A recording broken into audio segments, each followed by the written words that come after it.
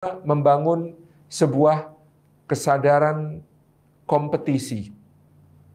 Kalau tadi ada kesadaran identitas, sudah kita bahas dengan panjang dan lebar. Yang kedua, menjadi muslim adalah membangun kesadaran tentang kompetisi. Allah Subhanahu wa taala berfirman dalam suratul Mulk ayat yang kedua, "Alladzi khalaqal mauta wal hayata liyabluwakum ayyukum ahsanu amala."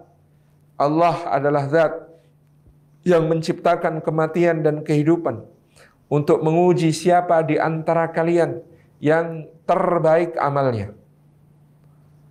Di sini Allah Subhanahu wa taala menyebut kematian baru kemudian kehidupan. Kematian adalah dunia kata para mufassir, sementara kehidupan adalah akhirat. Ya, kalau kita hakikati hidup di dunia itu hakikatnya adalah mati.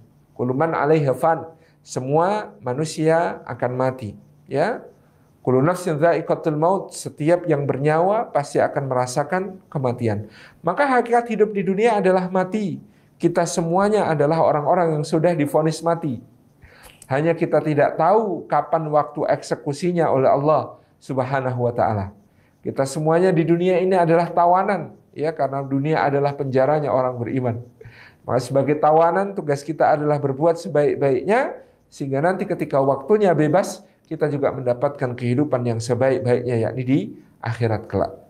Di dunia ini hakikatnya kematian, maka berbahagialah orang yang mengisi kematian, mengisi hari-hari menuju kematiannya itu dengan bekal terbaik, dengan amal-amal terbaik, dengan cara memperbanyak bekal, mempersedikit beban, memperbanyak teman yang kelak di akhirat akan membela, mempersedikit musuh yang akan menggugat dan mengambil pahala atau memberikan dosa. Itu ya intinya hidup di dunia.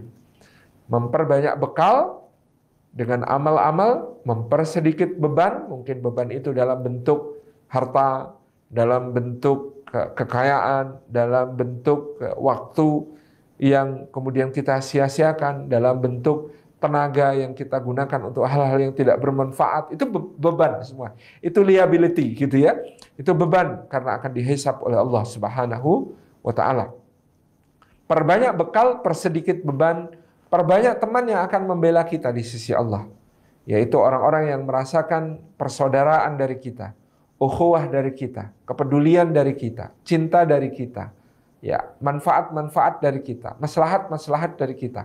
Itu akan menjadi pembela-pembela kita kelak di hadapan Allah Subhanahu wa taala. Persedikit orang-orang yang akan menjadi penggugat kita di akhirat. Persedikit orang-orang yang ya kita punya amal-amal buruk kepada mereka. Kita menggunjing, kita melanggar kehormatannya, kita mengambil haknya, ya, dan seterusnya. Ini akan menjadi musuh di akhirat, yang akan menggugat, yang akan mengambil pahala kita untuk membayar kerugian, yang akan kalau pahala kita habis, na'udzubillah min dzalik, dia akan memberikan dosanya kepada kita sebagai penebusan. Inilah dunia, hakikat dunia.